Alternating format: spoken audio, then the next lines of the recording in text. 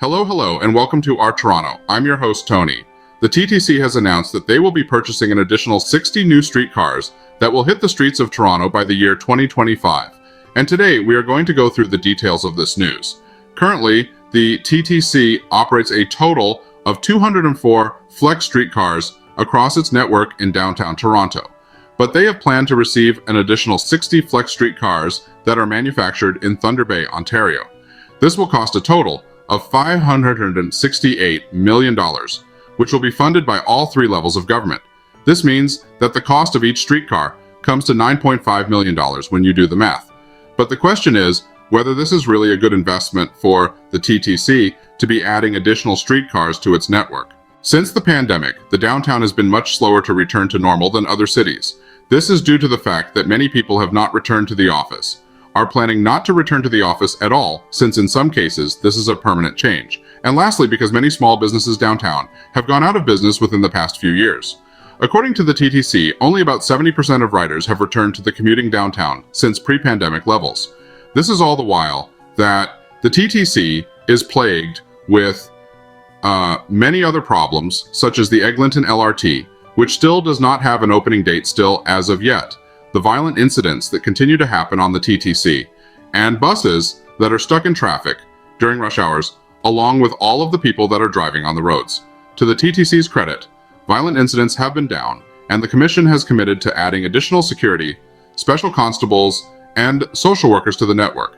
My point here is that I remain unconvinced that additional streetcars are the best use of the TTC's financial resources at this time. Down the road, things might change, but as of right now, the transit infrastructure is not at its best.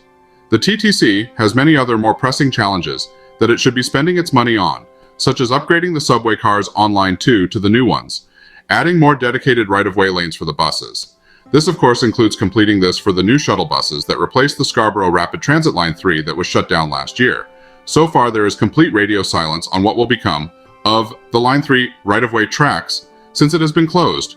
There was some chatter about turning it into a right-of-way road for the shuttle buses that replaced the Scarborough Rapid Transit Line 3, or turning it into a pathway for pedestrian and resident access. I think that both of these would be a good idea, but I think that I am more for it being a bus right-of-way way, since I think it will be years until we see anything resembling a subway reaching the Scarborough town center. But either way, I think that something useful needs to be done with these rail tracks and right-of-way corridors sooner rather than later. This expense would justify the expense as far as I am concerned, and I think that this should be seen as an opportunity in our city.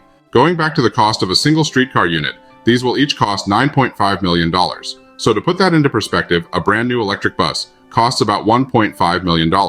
Now it's difficult to get data on how much streetcars or trams should cost, but I'm sure that we could fit a fully loaded Toronto Flex streetcar into 3 buses. The cost of these 3 buses would come to about $4.5 million. For those of you that don't know this, $4.5 million is less than $9.5 million. Now, I'm all for the streetcars. I think that they add to the charm and character of our city. Heck, even tourists like to take the TTC just to ride a streetcar. I think that they do a great job of moving people around the city efficiently in our downtown core, and they are a comfortable ride. But why during a time when we have low ridership levels downtown, when our city is experiencing financial hardship, is the government investing our money into bettering the private sector with such a favorable deal for them?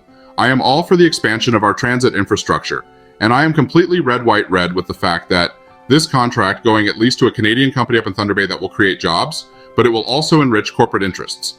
This is all during a time when we are in a so-called recession. So here is what I am trying to say.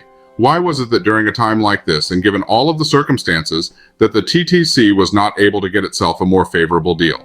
This has been pretty quiet in the news, and I think that more questions should be asked about it. Essentially, this is double the market value of what it should be for each individual Flexity streetcar unit, when you alone take the fact that 3 brand new electric buses that could cover these passenger loads would cost. So I have some serious questions about this transaction.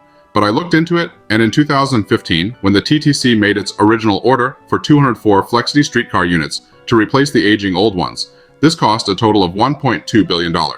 This means that each streetcar unit cost about $5.8 million. Again, for those of you that don't know, $9.1 million is more than $5.8 million.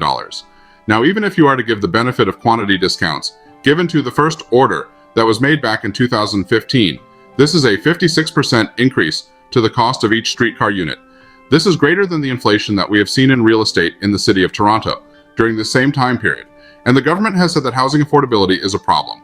So then why is it okay for the TTC to be making a contract to buy new streetcars at such an inflated price tag, when whether it even necessary to purchase these in the first place is questionable?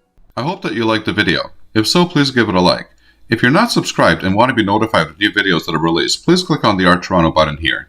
This is the video that I would recommend for you to watch next, and I'm sure that you're going to love it. Here's the playlist for all of the latest in transit news and views that you're going to find very informative and interesting. And finally, here is the latest video. Thanks for watching and happy transiting.